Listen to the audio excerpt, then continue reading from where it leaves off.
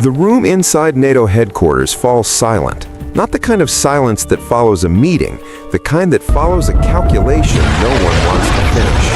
Analysts stare at screens showing missile trajectories, interceptor counts, reload timelines. Someone finally says what everyone is thinking. What happens when the second one launches? No one answers, because the truth is uncomfortable. NATO's entire missile defense architecture, decades of investment, billions in technology, layers of sensors and interceptors, wasn't built for this. It was built for predictable threats, single launches, known flight profiles, clear intent. The Oreshnik missile is none of those things. And a follow-up strike? That's where the system breaks. This is not speculation. This is the operational reality NATO is confronting right now. The first Oreshnik launch forced attention. The second forces calculations. And the third, if it happens, could overwhelm defenses that were never designed to handle sustained hypersonic pressure. This isn't about panic. It's about math, time, interceptors, sensor coverage, reload speed, decision-making under uncertainty. When NATO planners model an Oreshnik follow-up strike, the problem isn't just interception. The problem is saturation, ambiguity, and escalation control, all happening simultaneously. Missile defense systems work best when threats are predictable: ballistic arcs, known launch zones, limited numbers. Oreshnik breaks that logic completely. A follow-up strike doesn't need to be massive. It only needs to arrive when defenses are already strained. After the first launch, radar crews are on maximum alert. Interceptors are repositioned. Command chains are tightened. But resources are finite. Interceptors fired once are gone. Batteries need reloads. Crews need rest. Sensors degrade under continuous electronic pressure. Russia understands this cycle perfectly and designs around it. The real NATO vulnerability appears between strikes, that window when defenses are reloading, recalibrating, reassessing intent. A follow-up Oreshnik launch during that window forces defenders to react with incomplete information. Is it conventional? Is it nuclear? Is it a single missile or the opening salvo of something larger? NATO doctrine demands caution, and caution costs time. Against hypersonic weapons traveling at Mach 10 plus, time is the one resource you don't have. Unlike traditional ballistic missiles, Oreshnik's flight profile complicates early warning at every stage. It does not behave like Cold War-era threats. It doesn't cleanly separate into a predictable arc. Its maneuvering phase during terminal descent compresses reaction windows to seconds. For NATO, that means earlier decisions must be made with far less certainty. Interceptors may be launched based on probability models, not confirmed targeting data. And that's dangerous because interceptor stocks are severely limited, especially in Europe. Here's the part few officials say out loud.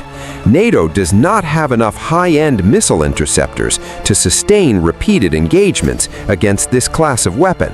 Patriot PAC-3, THAAD, Aegis Ashore, these systems were never built for continuous hypersonic defense.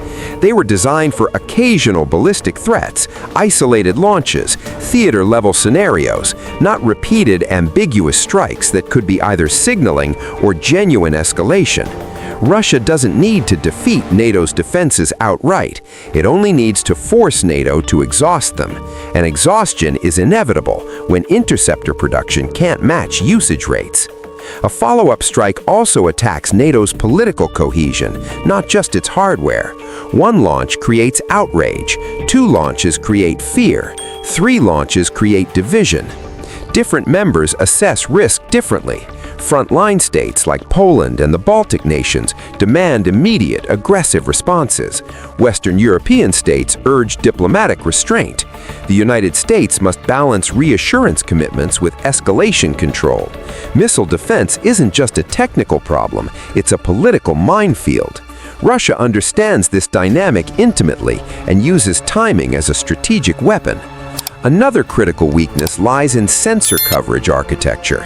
NATO's missile warning systems are optimized for threats from specific directions, primarily south and east, not flexible multi-vector launches that blur regional boundaries. Oreshnik's 5,500-kilometer range allows launches from deep inside Russian territory, well outside traditional early warning assumptions.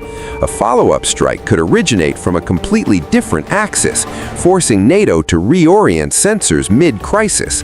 That delay matters. Seconds become minutes. Minutes become casualties.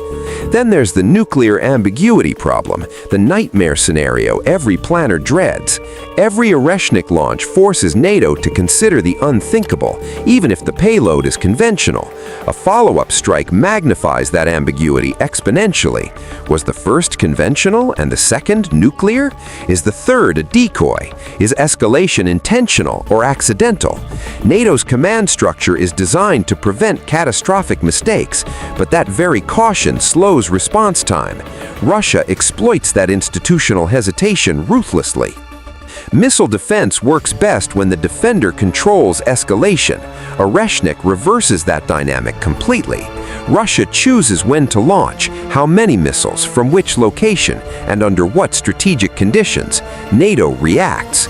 In a follow-up scenario, NATO commanders face an impossible choice: intercept everything and risk depleting interceptor stocks, or absorb some strikes to preserve long-term capability. Neither option is acceptable.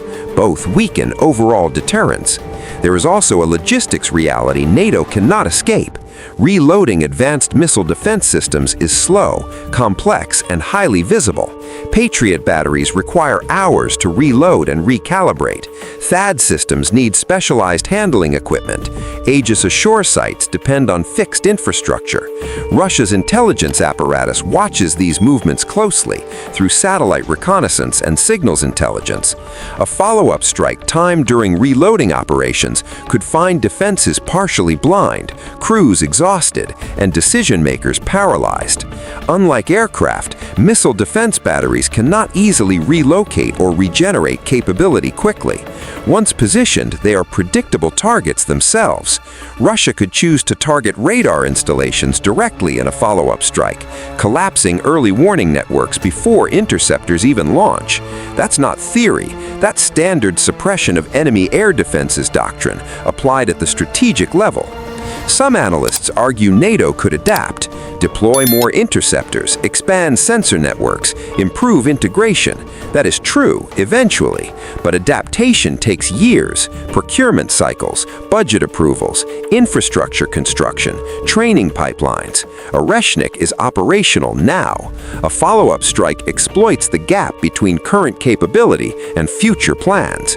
Russia doesn't need long-term dominance, it needs short-term leverage, and it has it. This is why NATO statements sound firm but carefully measured. Strong words mask deep strategic uncertainty. Behind the scenes, planners are asking uncomfortable questions that have no good answers. How many interceptors can we afford to fire per engagement? What if Russia launches 2 missiles from 2 different regions within minutes of each other? What if the follow-up strike targets radar infrastructure itself, blinding defenses before the main salvo arrives? These are not theoretical scenarios pulled from think tank papers. They are war-gamed daily inside secure facilities, and the outcomes are not reassuring. The most dangerous aspect of a follow-up strike is psychological, not kinetic. The first launch shocks the public and the political establishment. The second erodes confidence in defense commitments.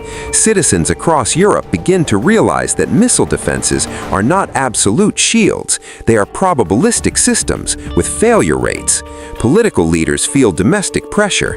Financial markets react to instability. Escalation no longer feels abstract or distant. Russia understands that perception can be as strategically powerful as actual destruction. A missile that forces hesitation and division achieves its goal before impact. NATO's entire post-Cold War defense posture assumed technological superiority would always close capability gaps. Oreshnik reopens those gaps dramatically, not because NATO is fundamentally weak, but because its systems were built for a different strategic era, an era of slower missiles, clearer escalatory intent, and predictable red lines. Those assumptions are gone. The ladders NATO climbed for decades no longer reach the ceiling Russia is building. A follow-up strike also challenges fundamental escalation thresholds in ways doctrine cannot easily address. NATO must decide whether repeated conventional launches using nuclear-capable delivery systems constitute strategic-level escalation, warranting alliance-wide response. There is no consensus. Member states interpret threat levels differently. That ambiguity benefits only one side. Russia can stay below formal nuclear red lines while still forcing strategic consequences that reshape the entire theater. In the end, NATO's lack of effective defense against follow-up Oreshnik strikes is not about hardware alone. It's about timing, doctrine, institutional decision-making speed, and operating under intense pressure with incomplete information. Oreshnik compresses all three variables simultaneously.